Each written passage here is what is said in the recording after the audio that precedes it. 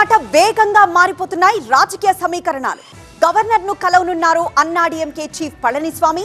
Puducherry camp నుంచి చెన్నైకి రావాలని ఇప్పటికే ఎమ్మెల్యేలకు ఆదేశించారు. రాత్రి క్యాంపులో ఎమ్మెల్యేలను కలిశారు పళనిస్వామి.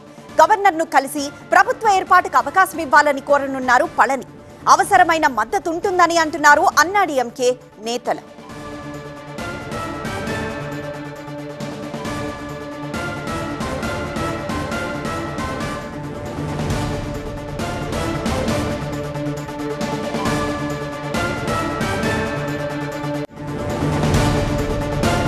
అన్నాడీఎంకేకి మద్దతిచ్చేందుకు DMK ready.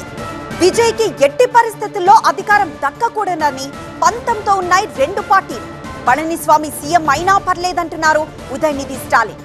హంగ ఫలితం వచ్చినప్పటి నుంచే డీఎంకే అన్నాడీఎంకే మంతనాలు జరుపుతున్నట్లు తెలుస్తోంది. తనకు డీఎంకే సపోర్ట్ చేస్తుందని పార్టీ ఎమ్మెల్యేలకు చెప్పారు పళని. తానే సీఎం అవుతానని విజయ్ వైపు వెళ్లొద్దని చెప్పడంతోనే వేరుకుంపటికి సిద్ధమై మళ్లీ వెనక్కి తగ్గారు అన్నాడీఎంకే ఎమ్మెల్యేలు. ఆ రెండు పార్టీలు కలిస్తే రాజీనామాలకు టీవీకే సిద్ధమవుతోంది. 107 మందితో రాజీనామా చేయిస్తానంటున్నారు విజయ్.